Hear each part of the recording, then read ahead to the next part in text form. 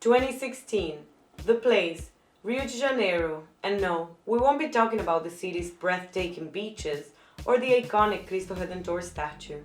We'll instead talk about the inspiring story of the Refugee Olympic Team, a group of 10 athletes who competed under the Olympic flag at the Summer Olympics in Brazil. Who were these athletes? Why were they there? And what does their inclusion in the Olympics mean for the spirit of equality and fair play in sports? Can this event be an example of egalitarianism in the Olympics? Before we get into these details, let's take a moment to talk about the Olympics as a whole.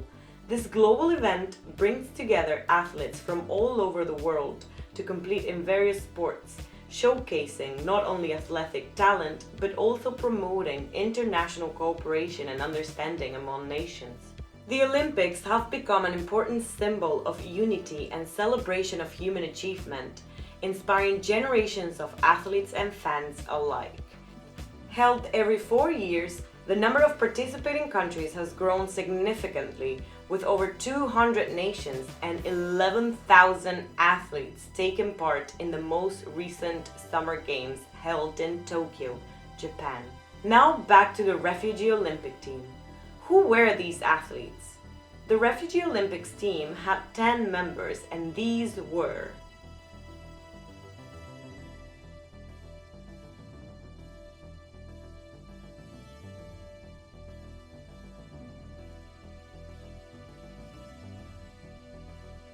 Why were these athletes there?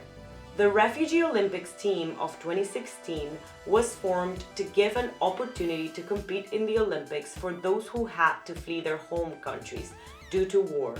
The International Olympic Committee wished to raise awareness about the global refugee crisis through the Games and to demonstrate solidarity with people in the same situation worldwide.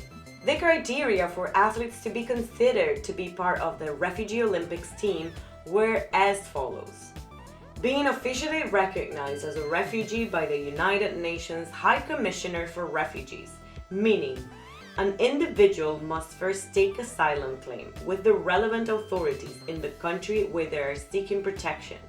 This may involve submitting an application for asylum, attending an interview with an immigration official, and providing evidence to support their claim. If the asylum claim is approved, the individual may be then referred to the United Nations High Commissioner for Refugees for refugee status determination, not being a member of a National Olympic Committee of any other country, meeting the Olympic qualifying standards for the respective discipline, having an officially refugee status in their country of residence, proving that they aren't able to compete for their country of origin due to the circumstances outside of their own control. Now, what does these mean for the spirit of equality and fair play in sports? Can this really be an example of egalitarianism in the Olympics? Let's first talk about what egalitarianism means. Egalitarianism as a philosophy, in simple words, means social, political, and economic equality.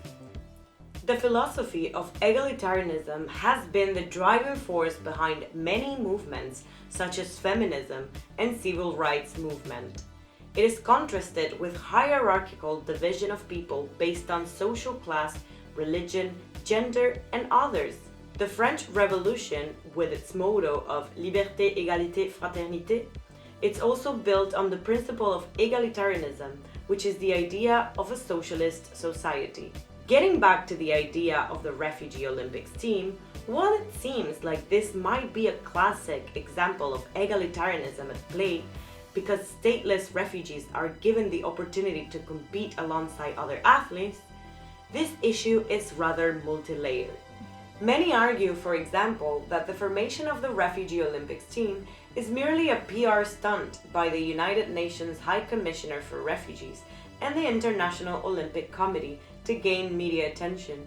Many also argue that the formation of the Olympics team undermines the refugee crisis altogether. In addition, the fact that the Refugee Olympic team competes under the banner of the Olympic flag rather than their own country flags reinforces the hegemony of the nation-state discourse within the institution while furthering its goal of materializing as a leader on the international stage. The establishment of the Refugee Olympic Team generated significant media attention, which can be seen from examples such as the Netflix film Swimmers. While some speculate that gaining media attention was the primary goal for creating the Refugee Olympics team in the first place, this topic remains for debate. According to the aims of the creation of the Refugee Olympics team, it was focused on providing opportunities for refugees to participate in huge international events, show their talents, and bring attention to the refugee crisis and all the issues that accompany it. Important to say that during the Brazil Olympic Games, the world, and especially Europe, faced the biggest inflow of refugees due to wars in the Middle East and Africa. So this phenomena also had a huge impact on understanding this internationally significant problem. It's fair to mention that prior to the creation of the refugee team, preceding efforts also took place. In 1992, for example, athletes from 12 former republics of the USSR competed as a unified team. In 2014, Indian athletes competed independently at the Sochi Games because their international committee was suspended for corruption just before the Olympics. And not surprisingly, in the 2020 Olympics in Japan, another group of 29 refugee athletes participated, making this a tradition that will yet continue to be seen in the next event held in Paris in 2024. So, is the creation of the Refugee Olympic Team a classic example of egalitarian principles in action? We leave it for you to decide. That's all for today. Thanks for watching.